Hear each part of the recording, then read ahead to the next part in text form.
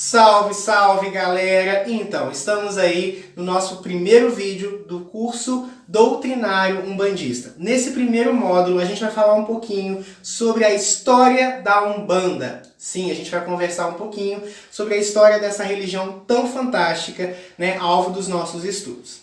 A história da Umbanda ela tem várias nuances, várias questões que a gente precisa abordar. Para começar, eu vou contar a história oficial, vamos dizer assim, aquela história que compõe a maior parte dos livros de Umbanda, que conta como a Umbanda nasceu. Umbanda e Candomblé são religiões diferentes, mas eu vou explicar isso no próximo vídeo da próxima aula, tá? Explicando essas diferenças. A Umbanda ela surgiu no dia 15 de novembro de 1908, através da mediunidade do pai Zélio Fernandino de Moraes, que é considerado o primeiro pai de santo de Umbanda, tá bom? A história começa um pouquinho antes da sua concepção, vamos dizer assim. Zélio Fernandino era um rapaz muito franzino que vivia adoentado. E ele tinha o que muitos poderiam descrever um certo transtorno de personalidades. Em alguns momentos ele tinha posicionamentos, comportamentos, trejeitos e até voz diferente. Ora parecia um velho, ora parecia um homem muito habilidoso, agilidoso das matas, né? Então acabou que isso começou a causar uma certa estranheza. Teve um período que ele ficou de cama, um dia do nada olhou para um familiar e disse: a partir de amanhã eu vou estar curado. E no outro dia ele curou-se de uma doença e levantou da cama. O pai, muito preocupado com esses sintomas que o filho apresentou, né, como todo pai preocupado, começou a ver o que ele poderia fazer, né, para ajudar o seu filho. Primeiramente, levou ele até um psiquiatra. Né? Não, meu filho deve ter algum transtorno mental, algum transtorno psicológico. Levou ele até um psiquiatra. Esse psiquiatra, esse responsável pela saúde mental, porque lembrando que a gente está na década de 10, né, gente? Então, assim, era tudo muito escasso nesse período. Então, essa pessoa não alegou que ele tinha nenhum problema mental. Então, meu filho deve estar com um problema, o demônio deve estar atacando meu filho. Então, levou ele até um padre para fazer um exorcismo. O padre também não identificou nele traços do mal, traços do demônio, vamos dizer assim. Então, o pai ficou desorientado, perdido. Levou esse filho a uma bezendeira. A bezendeira trabalhava com uma entidade que hoje nós chamaríamos de preto velho. Aqui eu abro uma nota. Perceba que já existia incorporação de espíritos de linhagem de Umbanda, como os pretos velhos, antes da origem da Umbanda. Isso é um ponto interessante, guarda essa informação aí, que eu já vou explicar isso mais detalhadamente. Então o tempo foi passando, digamos assim, essa entidade, através da médium, disse que ele precisaria trabalhar a caridade, que ele tinha uma missão mediúnica muito importante e tudo isso. O pai, a essa altura, já tinha uma certa afinidade com o espiritismo, que estava em plena ascensão no Rio naquela época. Isso tudo aconteceu no Rio de Janeiro, tá, gente? E esse pai, preocupado, levou seu filho até a Federação Espírita, né, em Niterói, no Rio de Janeiro, para que, através de uma sessão mediúnica, né, os problemas com o filho terminassem.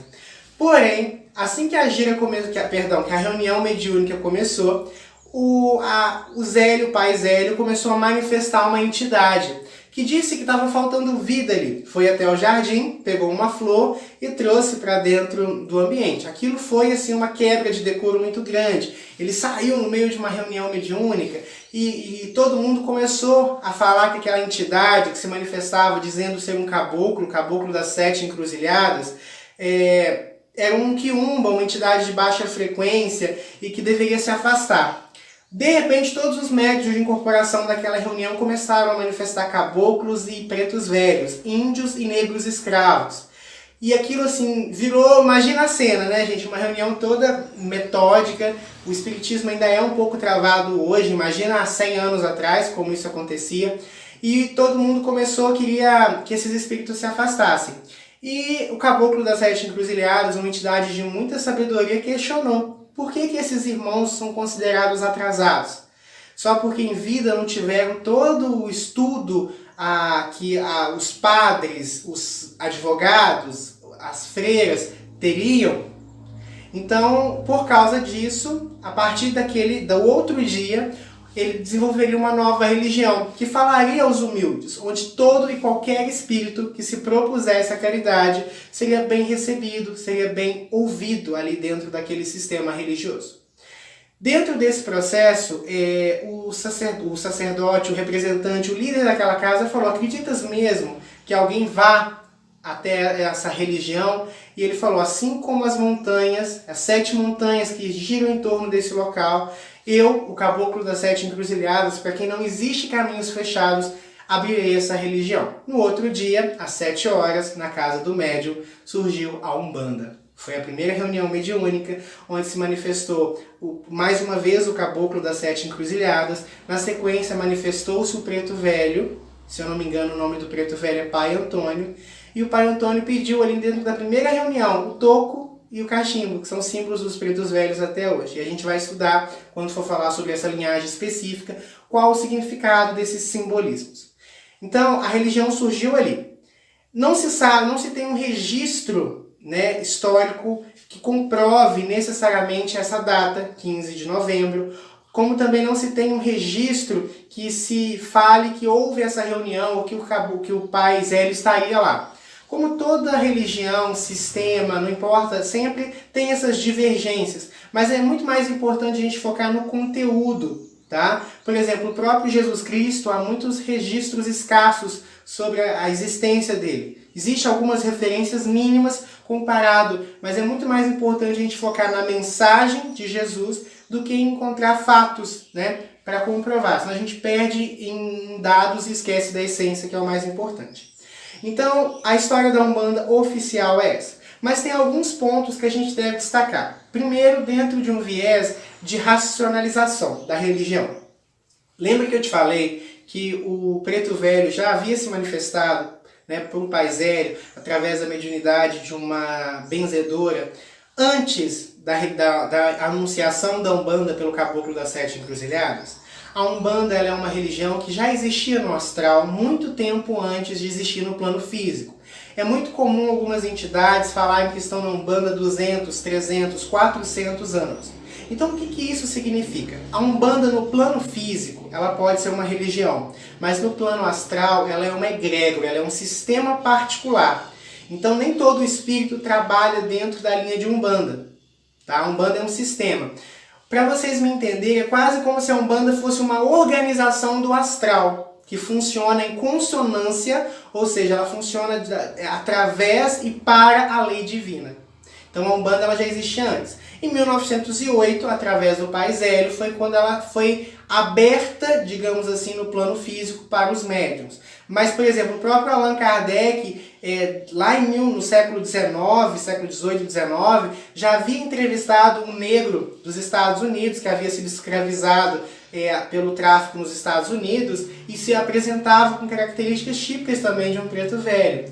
Então percebam que a religião ela pode ter começado em 1908, mas ela é bem mais antiga no campo astral. Tá? Até porque, se a gente parar para analisar, em 1908, o caboclo das 7 encruzilhadas já tinha uma irradiação, ele já tinha um nome, ele já tinha um arquétipo.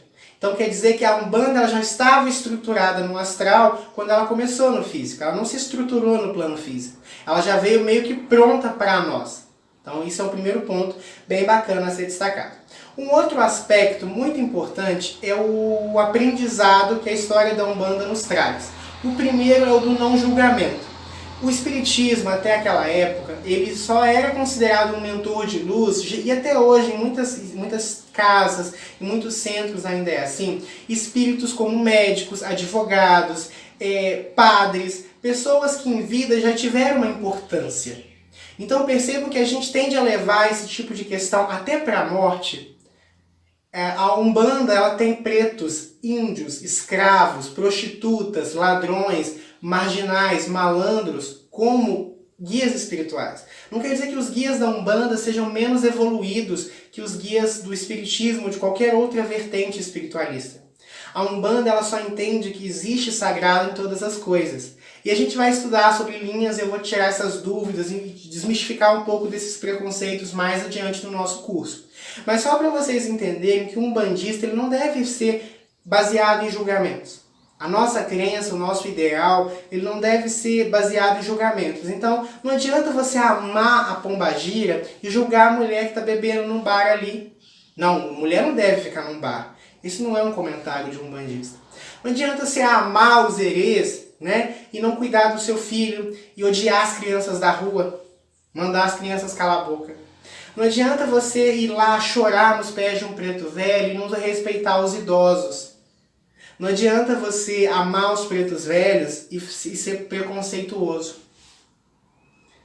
Entende? É uma questão que a gente precisa trabalhar. A Umbanda ela é uma religião fetichista, ela usa de uma série de elementos, de arquétipos, digamos assim, para que vocês possam amadurecer, para que nós, aliás, possamos amadurecer os nossos ideais de igualdade. Perceba também que a Umbanda ela fala de humildade. O próprio Caboclo das Sete Encruzilhadas disse que a Umbanda ela trabalharia a humildade, ela falaria aos humildes. Um dos princípios de Umbanda é a humildade. O preto velho, espírito de muita luz, o próprio Bezerra de Menezes hoje trabalha também como preto velho. Então, tudo isso mostra, e ele senta no toco justamente para mostrar a humildade. Então, assim, é muito importante que a gente tentar assimilar essas questões. Outro ponto muito legal. O próprio Caboclo das Sete Encruzilhadas disse que todo espírito que se propusesse a caridade. Não se deve fazer julgamentos de entidade. Nossa, a entidade X ela é muito espalhafatosa. Tá errado. O Exu tal, sabe? Não importa. Jesus fala, pelos frutos conhecereis as árvores. Pelo resultado do trabalho daquela entidade é que você vai definir se é ou não uma entidade de luz. Joga os julgamentos fora. Tá bom? Essa é a história da Umbanda, a nossa religião. Hoje, com mais de 100 anos de existência, a Umbanda ela cresceu dentro de um misto de admiração e preconceito.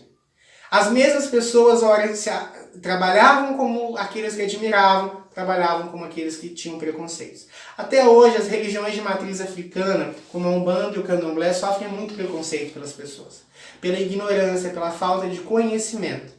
E muitas vezes até por médiuns mal informados, médiuns que acabam prejudicando o bom andamento da nossa religião, acreditando que absurdos são de Umbanda. Não, a mulher ela se prostitui, nada contra as meninas que fazem programa, nós temos que respeitar todas as opções de vida, tá? E quando eu falo respeitar, não é dentro do politicamente correto não, é realmente respeitar.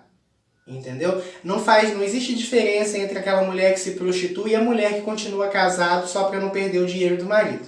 Tá? A gente tem que ser, como um bandista, a gente tem que ser muito cru, sabe? Como espiritualista, a gente tem que ser muito honestos. Então, assim, nada contra, não é essa a questão. Mas não é a pombagira, essa entidade tão maravilhosa do astral, que favorece a promiscuidade de alguém ou a escolha de vida de alguém. Não é porque eu tenho um Zé Pilintra, como eu tenho também um Zé Pilintra, salve seu Zé, que eu sou marginal, que eu sou malandro. Tá? A malandragem está em mim. A malandragem que Zé ensina é um outro aspecto, é uma outra questão. Não é porque eu tenho um Exu de frente que eu tenho que ser agressivo. A agressividade está em mim. Tá bom? Então é muito importante. Muita coisa que as pessoas falam de religião, muitas coisas que as pessoas falam de Umbanda não tem qualquer base teológica. E esse curso vai desmistificar muito disso. Mas vai mostrar também uma beleza fantástica que é a Umbanda. Então é isso. Esse é só o nosso primeiro vídeo. Não quero sobrecarregar vocês de informação. Mas essa é a história da Umbanda. Na apostila que eu mandei para vocês, tanto em PDF quanto a apostila impressa, tem essa história até um pouco mais detalhada. Faça a leitura, tá bom? Isso é muito importante. Tem alguns exercícios também que eu gostaria que vocês respondessem, para que deixasse bem claro isso no mental de vocês, como esses processos funcionam, tá bom? Que nosso Pai Oxalá abençoe a todos vocês, que Exu abra o caminho de todos vocês, e até o próximo vídeo.